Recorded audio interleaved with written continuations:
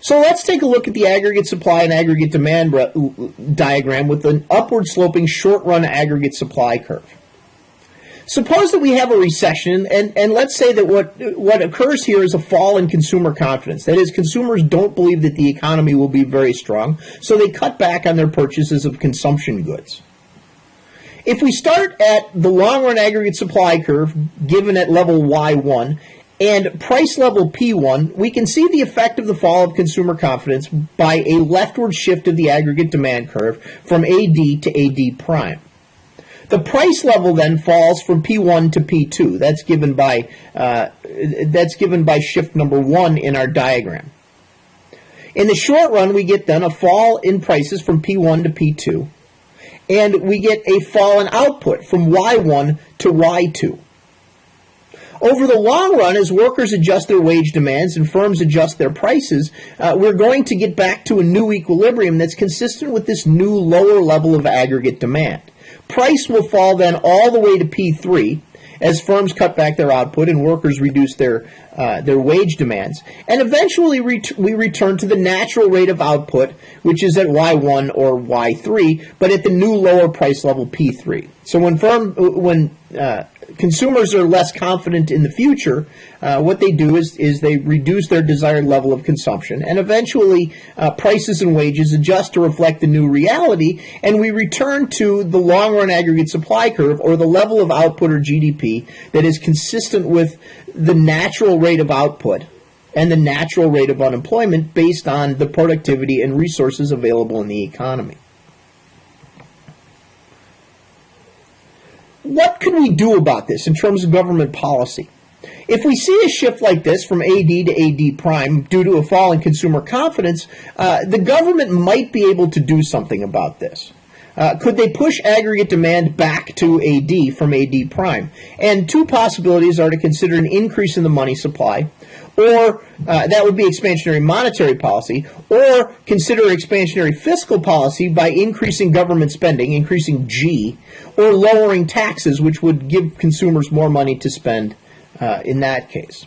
We'll take a look at monetary policy and fiscal policy in future chapters, but presumably the government might have some role to play in smoothing out business cycles by managing aggregate demand. Sometimes we can have a recession that's driven by a leftward shift in the long-run aggregate supply curve, a negative productivity shock. In this case, say for instance the global price of oil rises. This makes it more expensive for firms to produce and reduces their productivity for a given amount of resources.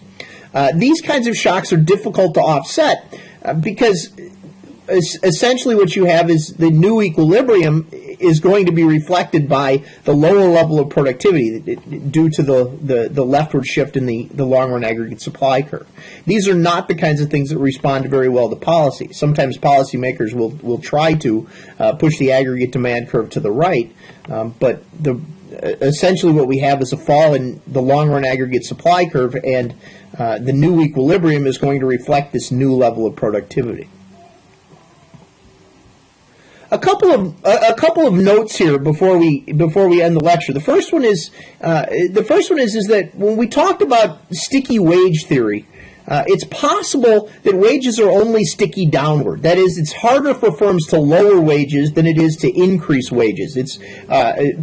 Workers tend to be very resistant to wage cuts, and often what firms will do is lay off workers rather than reduce their wages. But it might be easier to raise wages, and that is that when prices are rising, it's easier to keep the economy closer to full employment as firms bid more money to hire workers to meet the higher level of demand for their products. So in this case, what we see is that wages rise in expansions and output falls in recessions. If this is the case, and a lot of people think that this is the case, then it's possible that a little bit of inflation might help the labor market, that a little bit of inflation might sort of keep us above, it might sort of keep us out of recession by making sure that at least nominal wages rise a little bit even when employment and inflation are close to the natural rate. So what the Fed does is target a very low level of inflation, approximately 2%. And this is to protect against the problem that downward wages might be sticky by making sure that nominal wages are at least rising a little bit at a time.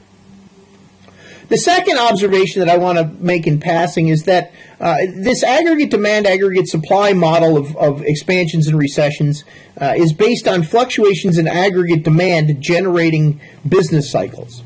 There are a lot of economists who believe that fluctuations are not a result of shocks to aggregate demand, but by unsteady growth in the long-run aggregate supply curve. That is, that over time we expect the long-run aggregate supply curve to shift, to slowly move to the right as technological advances are made, as populations grow, and things like that. But if the long-run aggregate supply curve is moving not at a steady rate to the right, but if it's moving in cycles, if it moves in fits and starts, then what's really going on is that the business cycles are being caused by the long-run aggregate supply curve moving unevenly, not by aggregate demand moving unevenly.